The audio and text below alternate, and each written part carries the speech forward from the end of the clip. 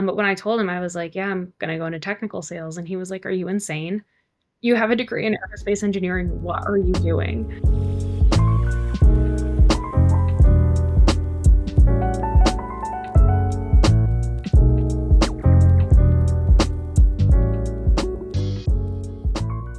I'll let you introduce yourself as well for those who are watching who don't know. Sure.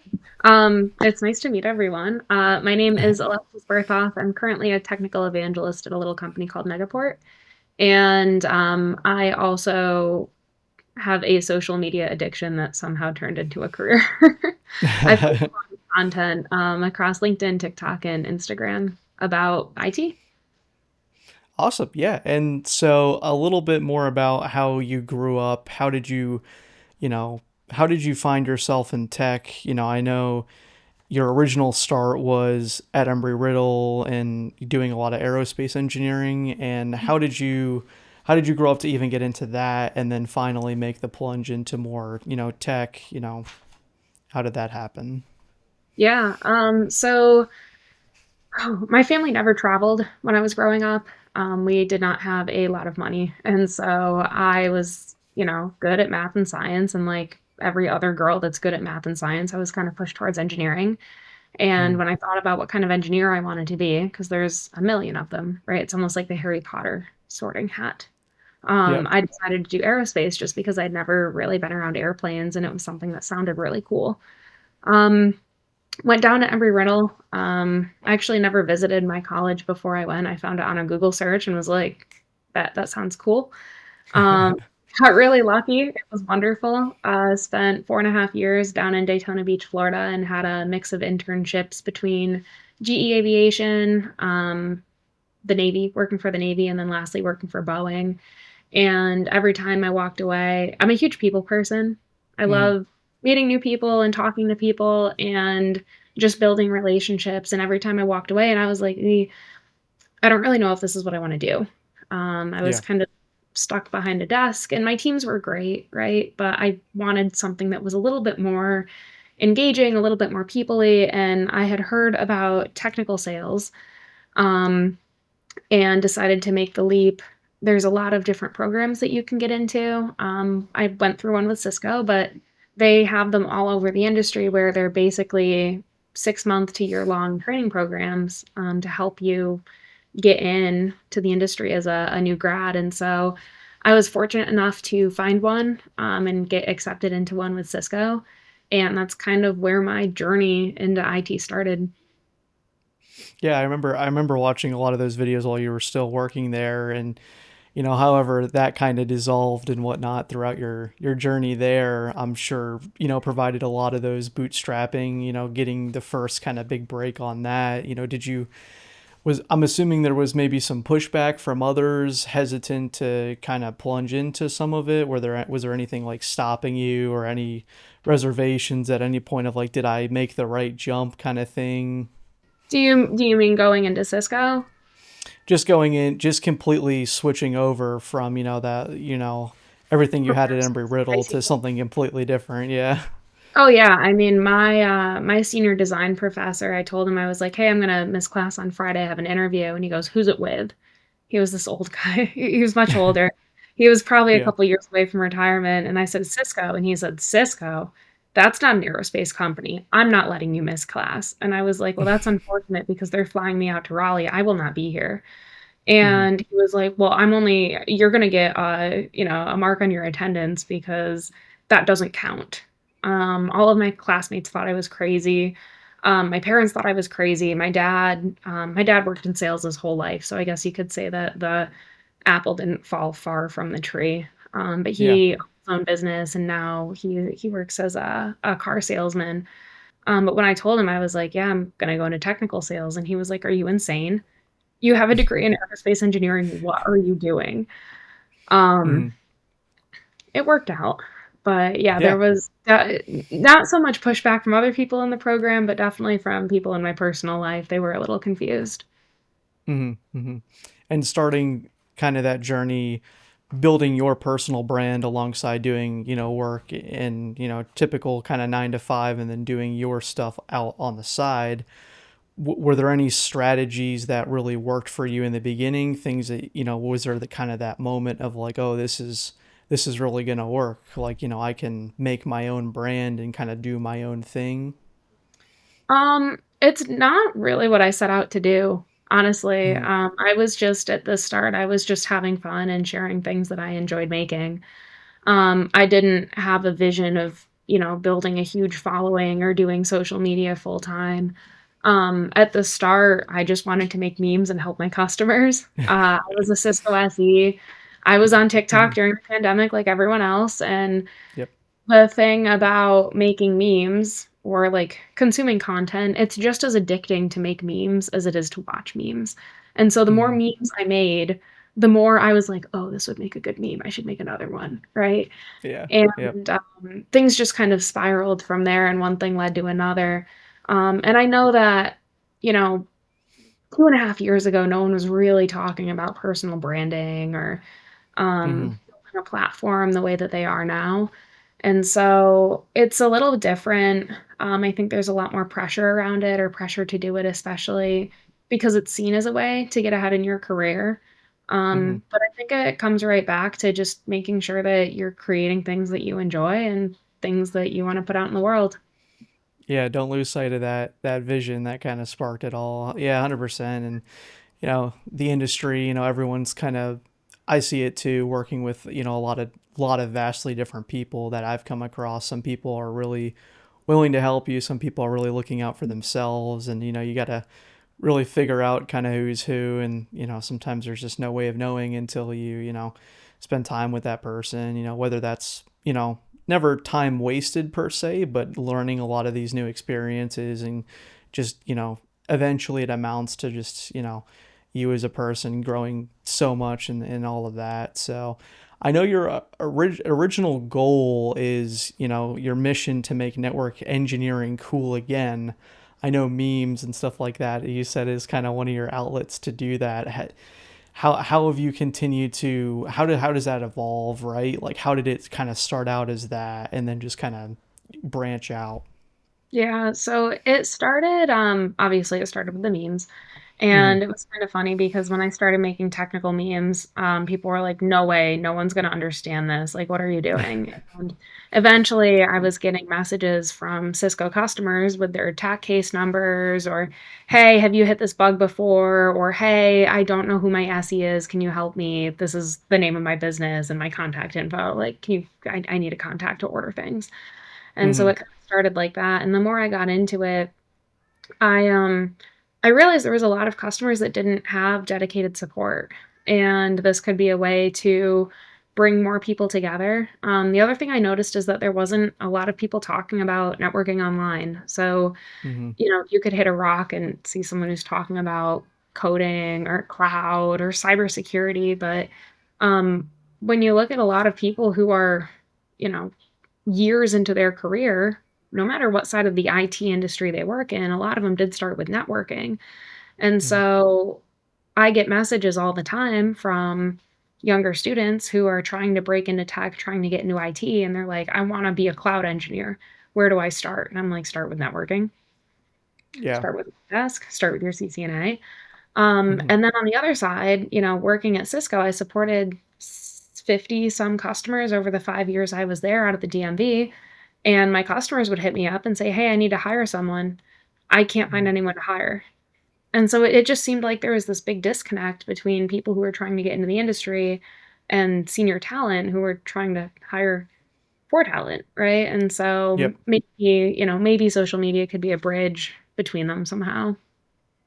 And that kind of goes back to, I remember COVID very vividly, as kind of a mark. That's one of the things that my generation experienced, right? Or you hear about, the big, there was a time before it and a time after it, but that kind of, that definitely did blow up and have a lot of people are exposed to themselves online a lot faster, a lot easier than they were maybe used to before, right? Mhm. Building your own brand is kind of seen as like you have to do it, and then, it's, you got to look out for yourself first, and, advertise yourself. So COVID was definitely one of the biggest proponents of that. I personally experienced, I'm not I can't say for the rest of the industry, but having the ability to adapt, to that being, AI is the next kind of hurdle, right? That's the big buzzword, the big everyone's kind of looking at that now, is that's our next sort of, milestone that we're going to hit, right? We forced everything kind of to evolve and expand so rapidly that, a lot of people think that it's out of control. So, you know, I definitely agree with a lot of that. And I know, back saying, networking is definitely a fundamental for a lot of people in their starting point, 100%. That can be potentially overwhelming for a lot of people to take that first jump, to just kind of get into it, to just get their feet wet and just start doing things, and kind of that snowball effect.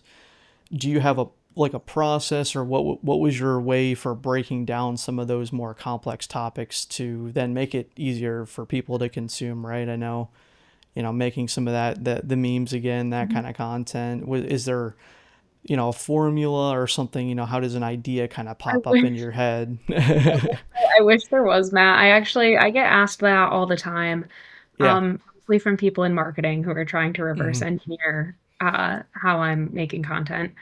Yep. And I wish I had a better answer, but the filter is usually my brain. It's just the way that I understand things, and Hmm. I like to joke, I'm the dumbest person in the room. I really am. Like, I haven't been doing this for 25 years. I went Hmm. straight into being a Cisco SE. I've had very minimal hands-on experience, and so breaking things down the way I do is literally what I have to do in order for me to understand it. And it goes back to, creating content that you enjoy or creating Hmm. content for you. I get asked a lot this is from network engineers, "Hey, there's 20 other videos that people have made already about DNS. Why should Hmm. I make one too?"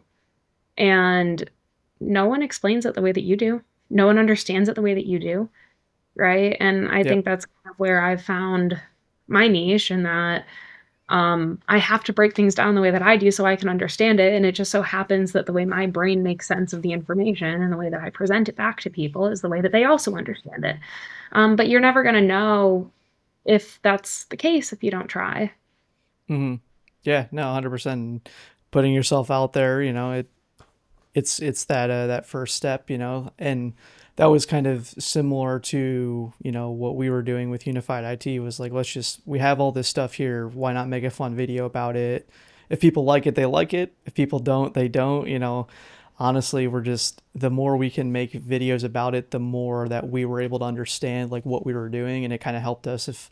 If we could teach someone about it, it had to force us to learn it ourselves in a way that we could then kind of regurgitate it. So that was, for me, personally helpful, because then when we do get to talk about some of these topics, we have, a little bit of insight. We're not just talking about it from like a point of, just a quick Google search, right? Like, you actually have to do a little bit of time, a little bit of research. So yeah, that's, I definitely get that. Just throwing it out there, seeing what sticks, kind of just filming your life as it is, and just, this is fun, this is cool. Let's see who else thinks it's the same way. So I think that's how Yeah. a lot of the best genuine content gets made. A lot of it's kind of chat GPT, write me this, write me something, write me do that, and it can assist, but it takes away from a lot of the genuine value if it's, overused or overinflated. And And even the thing is, like, a lot of people have asked me that too. mm, Do you use AI to write, or how can I use AI to write? AI is a great tool, but you're never going to know what your tone of voice is if you've never written without it. If you've mm, if you wrote a whole book using only your brain and you gave it to ChatGPT and you said, "Hey, I wrote this book. Can you help me write a second one in my tone of voice?"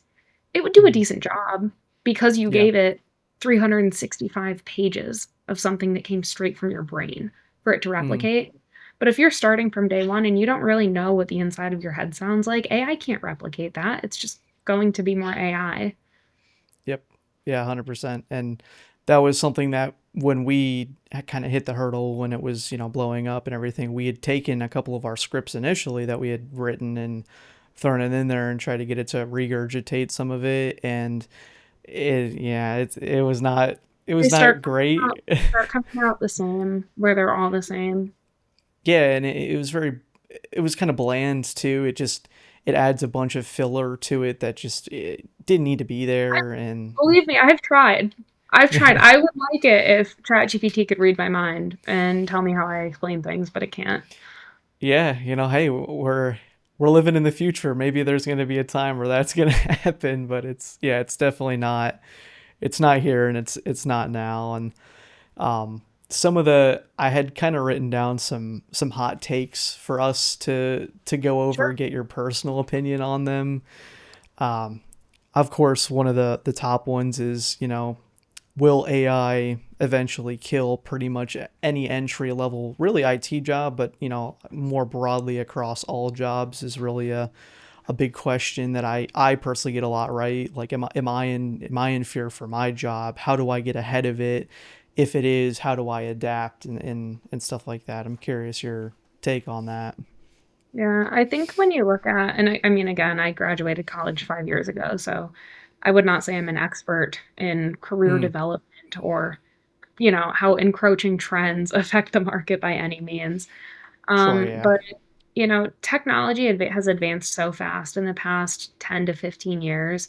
It's going to continue to advance. I'm sure 10 to 15 years ago, like people were scared for their jobs when the internet came out, right? Yeah. And did we lose jobs? Maybe we lost some of them, but I feel like a lot of them just became different. And I feel like with AI, this is a take you've probably heard a lot, but there's going to be new jobs. There's going to be different jobs. The jobs that we have will change a little bit. But if Mm-hmm. you're working in technology, you need to be upskilling on a yearly basis, anyways. So to Yeah. me, is this a big jump? Is AI a big jump? Is having AI agents or the ability to have some of these tools in your tool case? Yeah, it's a big jump. But if it wasn't AI, it would just be something else you'd be upskilling with, anyways. Mm-hmm. Yeah. So essentially we have to overcome it either way. We just choose whether we can learn to manage it and have it on our side, or not. So that's one thing I've gotten a big question of is, if it is coming, it is inevitable. How do I get better at using it? And it's just taking the time to sit down and actually look at, now we have to figure out what's genuine and what's not, right? We see so much Right. of, everything kind of coming through. There's just so much data. I love plugging in Ethernet switches and making my gig, my links go from 10 gig to 25 gig, and making all this faster, and so much more information is coming through. And, you know, when I kind of started network engineering, I got into the field about like 4 or 5 years ago, was my initial like entry level job. And, we were, even 10 gig networking at that point was like, this is insane. Like, no one's ever going to need this. This is unrealistic, right? Like, we're just doing this to make sure we're good. And then COVID hits, AI boom, now we're just in such a crazy, I need 400 gigs now to my CPE, right? And then all this Right. kind of crazy stuff. Literally. So, um, I have another one too. My next one is, are certifications overrated, or are they a helper? That's one I get a lot, right? Is job experience the end all be all at the end of the day? Are they still relevant? So, Mhm. And I think for this one, this is a really hot take too. There's a mm-hmm. lot of debate going on about certifications, especially now because it seems like every vendor has their own. Yep. And I think it depends on the way in which you approach it. Um, and also the job you're applying for, and also who's hiring you, and also if you have a connection in the organization, right? Um, you can't look at them just like they're decorations on your resume, right? Mm-hmm. There are employers and there are some jobs out there that will not hire you unless you have those letters next to your name, whether that's with AWS, whether that's with Cisco, whether that's with Azure. Mm-hmm. There's a million certifications out there. Some jobs will require them, and you can't get away from that. But at the same time, at the end of the day, the whole reason for taking a certification is to gain the knowledge, right? Now, do I remember absolutely everything on my CCNA and CCNP? No. No.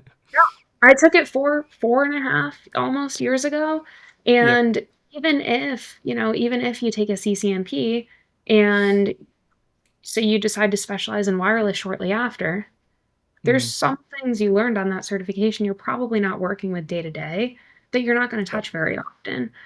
Does that mean the whole certification was pointless? No. It gave you a good background, right? It gave you Mm-hmm. a lot of general knowledge.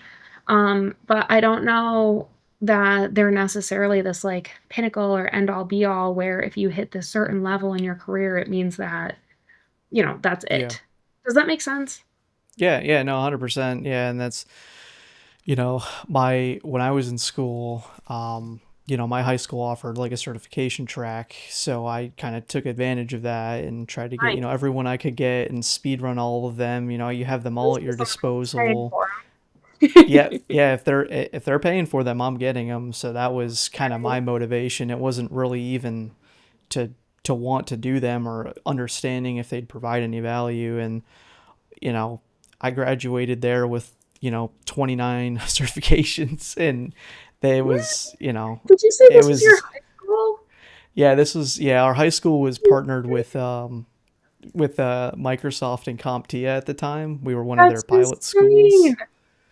Yeah, so it was fun. It was a wild ride, but it did not really provide any value. I sat with people who would literally be in the testing center all day just clicking next, next, next, just trying, trying, trying again, and you know, I know those people today are not in technology. I kept up with some of them, and it was more of Yeah, an attitude thing. I was in there because I really wanted to test myself against what I could learn, but some people were in there just because they kind of had to be in there, and a lot of people just didn't care. So, I think a lot of it is more of a mentality behind it. A lot of what's your motivation for actually wanting to get it, and of course the actual knowledge that's within the cert itself.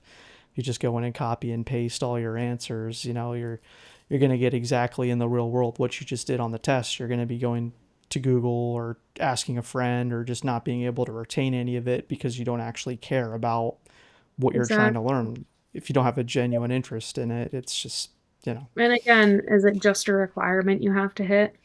Mm-hmm.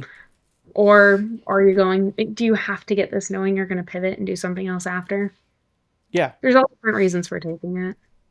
Yeah. And I don't know how Cisco was, if they had like a predefined kind of like if you're at this level, you're expected to get these certs, or if they have predefined tracks. But a lot of career development that I've experienced through traditional employers, it's never been a formalized like you have to hit X or you're Right. canned, or you just I have never seen that like that. I'm sure there's a lot of those, you know, ultra high tier positions that require a specific cert, but nothing that I've ever had to work with has ever held me back from not having it. So Yeah. that's a 100%. that's a big one I get. Another one I get too. Kind of read some of the comments from some of my videos. I don't know if you do the same or if you read them or sit them or just keep hitting refresh to see which ones kind of come up. I do that a lot. Yeah. It's probably a bad habit that I have, but a big one I get is, are home labs a waste of time and money? So that's another one I get. I don't know what yours looks like, but mine's pretty ridiculous Mine's, sometimes. mine's in storage right now, but Okay. Yeah. um I think that again goes back to what's your goal? What are you Mm-hmm. practicing? It's funny, I just recorded a video yesterday talking about online lab tools. Do you need to have a Mm-hmm. physical lab? Does a physical lab help? 100%.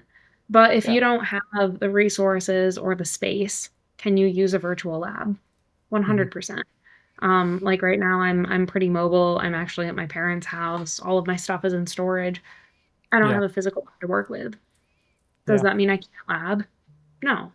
And even Mm-hmm. if you're not using one of the super, super heavy network simulators, there's still other tools you can use online to help you get there and learn your skills. Yeah. Yeah. No, that's I know I've used Packet Tracer a lot, GNS3 and stuff like that. That's been a Yep. super big help. While I'm not making physical changes, when I'm bored and I don't feel like racking and stacking a bunch of stuff to do it, it's pretty convenient for sure, and it's definitely a good learning tool and a good aid. Yep, Um, 100%. Or even some of the certification providers even have built-in simulators in their websites now. I know that Cisco U does, where mhm. right along with the lesson, they'll have an integrated lab environment where you don't even have to set up your own, CML instance or packet tracer instance. You can just do it right Yeah. in Cisco U. Hmm. Yeah. No, those are all all good things. I've seen a lot of that through CompTIA as well. When you take their practice test, it opens up like a test window with like a Windows VM, and you got to do some network troubleshooting on it too. That's a definitely more common than not. So yeah, and I think the last hot take I've written down is remote work slowing down career growth for new people? Is it Ooh. killing people? You know, what's the take on remote work? So this one's interesting. So I've been working remote. I graduated school. I was in the office for 4 weeks, and I've been Okay. remote ever since. And again, it's been almost 6 years now. Mm-hmm. I definitely think on some level it makes it harder to get close to your team. Even if you're having, reoccurring one-on-ones individually with every member of your team, you're there's just something different about being in person that helps you get to know people faster. I remember Mm-hmm. my first account manager I ever worked with, we worked together for probably 8 months, and then we finally met up at a brewery. There was an event, everything was clear, and we Yeah. showed up. And I'm 5'6", he was probably 5'4", and he's looking up at me and he's like, "I thought you were short because your camera points like this." And I was like, "I thought you were tall because you stand over your computer every day." Like, "I'm sorry." And there's just little things like that that, I mean, besides height, but someone's presence or energy, sometimes it doesn't always come off over Mm-hmm. camera. Yeah. Um, it's funny now working for Megaport because my team's global, right? Like I work Mm-hmm. with people all over the world, and they're just as lovely in person as they are online. Mm-hmm. But I do feel like sometimes you can build that relationship and build that trust faster, even if you're just grabbing a coffee for a couple minutes in person or bumping into each other in the hallway. Mm-hmm.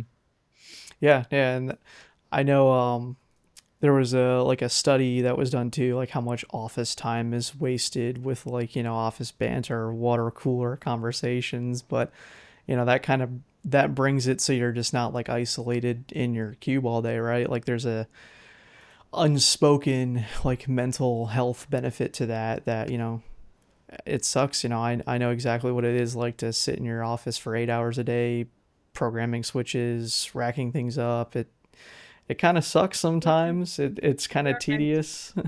we are meant to be social creatures. Yeah, 100%. And it's kind of ironic that we work in networking, but it's like digital networking, and then you got to do the physical networking too. So it's like it's kind of sometimes an oxymoron for some people in the field of like I just never talked to them, or I've never seen them before, and we're supposed to be interconnecting other people together, which is kind of the funny thing. It's Yeah, yeah, yeah. this weird duo, so that's definitely always on my mind. Is I love meeting people in person. That's the only way that I can truly like get to know an actual person, because I had so many teams, so many Zoom meetings, and I'm like, I know exactly how you're going to be in this meeting. I know your tones. I know everything through a screen and how you're going to act. But if I meet someone in person, it could be completely different. It's like, oh, I don't talk like that, or I don't have that demeanor at all. I'm a completely different kind of Right. person. So, yep, 100%. yep. So with you know trends, everything, the world, are there any technologies that are new or emerging that you're actually interested in, that you kind of enjoy playing with, either on the side or professionally? What's been sparking your interest recently? Mm-hmm. Well, lately it's been a lot of telco technology. Mm-hmm. I did just join Megaport, and it's kind of funny. I say just, it was back in October, so it's been just over 6 months now. Hmm. But at Cisco, I never really thought about how customers were getting their internet or getting their connectivity, right?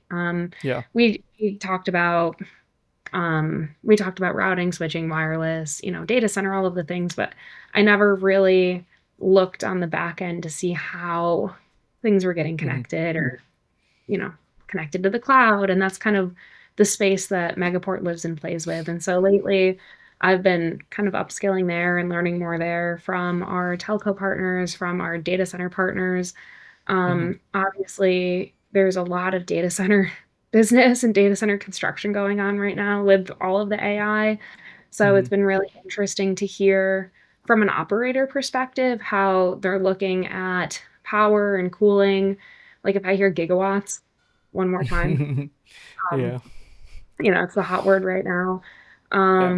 But that's kind of the area that I've been playing in. And then I still do need to set up. I have a UniFi lab you guys sent Hmm. me that is in storage. That's on my list of things to do eventually. Yeah.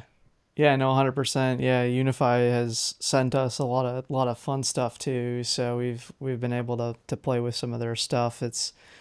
Um it's funny the name Unified IT and Unify. A lot of people think that like we are them, but we Mm, just get some of their products. But we have we've been personally I've been playing with a lot of Extreme's fabric technology and stuff like that. I think nice. that's a huge market there. Again, it's more on the ISP side. It's not even like enterprise data center. It's kind of even like above that because their framework for all of it is just so massive and complex. And I just love pretending like I know what I'm talking about it when I talk about it, but I'm still learning new things every day about it. And there's just so much to that they have to offer in that. But Ubiquity's been great to us as well. We've had a lot of cool products show up from them on the you know, a lot of different cases, and it's brought us to a lot of different customers too, doing a lot of installs on our channel. We have a lot of clients that have let us have the ability to kind of film their upgrades and their installs, and they've been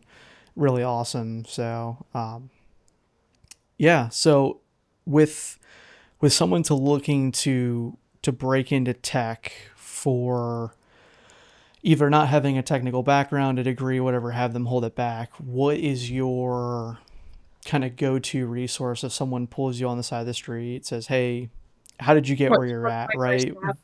What do I do? Where do I start, right? Where do they even go? Yeah. Um, my journey was not very repeatable. I will say that. Mm-hmm. Usually when people ask, they're like, I want to do what you did. And I'm like, I don't know if I would do what I did. I don't know Yeah. if I would study aerospace engineering for 4 years and throw it all away. Yeah. Um, but I would definitely start, with an entry level certification, whether it's CCNA or Net Plus. I Mm-hmm. think the other thing I would look at doing is finding some really good mentors, especially if you are early in career, finding someone who is, 5 to 10 years ahead that can help guide you or help mentor you. Not Mm-hmm. only from a certification or technology perspective, but also bringing you along to events, introducing you to their network. Obviously, apply online doesn't always work these days. It seems like Mm-hmm. there's usually some extra hurdle or connection or, know a guy or know a girl, something like that to get your foot in the door. And I think focusing on your people network alongside with your technical skills as you're trying to make that jump is what's going to make you actually be successful or able to do it. Mm-hmm. And I guess you saying your journey is individual. It's funny because I feel like that. You know, I feel like that's the same for a lot of us too. Is like always getting questions right when someone comes up to me or asks me like, "What did you do? How did you do it?" It's I wouldn't do what I did. I 100% agree with that Right. sentiment. Oh, if I A lot could, of if I could people, go back, if I could go back, I think I would have done what you did. I would have taken my CCNA in high school. I would have got my degree in IT. I would have probably gone and worked at a help desk or a knock while I was in college part time to kind of, yeah, get up the chain a little bit faster. And then after doing that for a couple of years, pivoted into sales. I would not have gone straight into sales knowing what I know now, but yeah. hindsight's 2020 and you can't go back in time. Well, yeah, I think you're in from what it seems like, I guess looking on the outside, in a pretty good spot with, Megaport seems to be a really solid company to work with and work for, and it seems like they've been treating you really well, and you've been able to see a lot of cool things that a lot of normal people probably don't get to have access to or see on a day-to-day basis, and work with a lot of cool people and a lot of cool technologies. So that I'd say it worked out Well, okay. It's I will be I will be forever. My team, I can't even tell you, my team at Megaport's so wonderful. I will be forever grateful to them for yeah, this opportunity they're giving me. I am hanging on to my technical skills, like with my fingernails at this point. yeah, Because that's the thing, the further away that you get from actually being the guy or the girl behind the keyboard, the hmm, harder it is to hang on to that. And so I'm clinging on as yeah. long as No, that's a good thing too. When you see someone else doing something and you're like, oh, I want to hop in, or I want to help, or I want to do it. Assist that person. It's a lot of times I've had to kind of let people. I got to sit back. I got to let them do it. Just hang right. out. Kind of learning how to manage is weird in a way, right? Like kind of project management sort of deal is like a lot of projects that I've been on. I've had to kind of let people do their own thing and just kind of give them a sandbox to work within and kind of paint those lines and be like, oh, would I have done it that way? Maybe not, maybe, but yeah, it's weird. It's weird seeing a lot of people do a lot of more technical stuff and you're like, I want to get in there and help and do all the fun stuff still. So, yeah, that's when you look back at your journey, right? Megaport, Cisco, working with the Navy, everything. Like, was there a was there a point that stood out to you when you can look back and be like, that was, really fun, really pivotable, more almost like an emotional kind of experience that you were like, wow, if I could capture that, that was my favorite part so far, right? When you look back at it. I think it would probably be my first Cisco Live. Okay. Because up until then, I mean, up until my first Cisco Live, I had been interacting with people completely remotely. I had my group of customers in the DMV, Mm-hmm. but that was the first time where I was like, wow, I'm working for this like global company and walking into the convention center in Las Vegas with the lights and the LEDs and the music and the booths, and I was like, oh my Yep. God. Oh my Yeah. God. And then also having all of the people and the community and seeing everyone like hanging around the social media hub and the happy Mm-hmm. hours, like the whole thing was so cool. And then I think that was the first time I was like, whoa. And the second time was shortly after I left Cisco. Okay. And I think it was ONUG with Megaport, because prior to that, everything was Cisco, Cisco, Cisco, Cisco, Cisco. Yep. Yep. And I knew, there's a whole industry out there with tons of other vendors, but I hadn't really gotten to Mm. experience that because I was living in this bubble. And I went out to this event with Megaport, and it was a smaller event, so almost everyone knew who I was. With the mower. Yeah. Yeah. That might be in the background. But a lot of people knew who I was, and they were from, Fortinet and Palo Alto and some of these security vendors. And I was like, Yeah. there is a whole industry out there, right?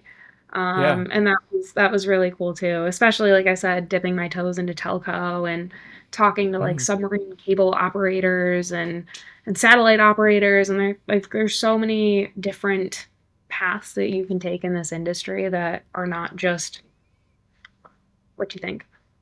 Yeah. Yeah. One thing kind of evolves into another and it opens up a whole new branch of stuff that just was never like there before. You get, you know, deeper and deeper. And um, it was kind of interesting. I like talking to, some of the older guys who have been around for a little bit. Not necessarily because there's a whole lot of like, experience that they can like pass on technically, but a lot of it's like learning their story of like, they had to think differently and the challenges they've overcome. So like we got to interview recently like Steve Bellovin and Marcus Rainham for our firewall video of like, how was the first firewall ever created? Like what did you have to think about back then? The different challenges they had versus the challenges we have now. It's a completely different product and what it was, but you know, their their way of thinking was very like analog, right back then, of having to like almost physically hack things together to make a lot of it work. So just Mhm. seeing all the different experiences, talking to all the different people, seeing how they think, you know, network engineering's cool, but sometimes I like the human engineering part of it, right? Too. It's just like, learning how people think. And one thing that I kind of sometimes do, maybe it's kind of, toxic and unhealthy, but that's here nor there, is like I kind of containerize people in my head of like I know this person and I know how they'll react, so I kind of run something through, you know, I kind of think of it as like a VM of a person, right? I have a containerized version of that person and kind of get to understand how they think and stuff like that. And that's something that's super cool. And seeing if what you're going to say, how they react, and just getting to learn people, I think is super fun, super interesting, Yeah, very unique. So, 100%. well, that's all the questions I had on the paper. Is there anything you want to add? Anything you want to tell the world? Tell the world.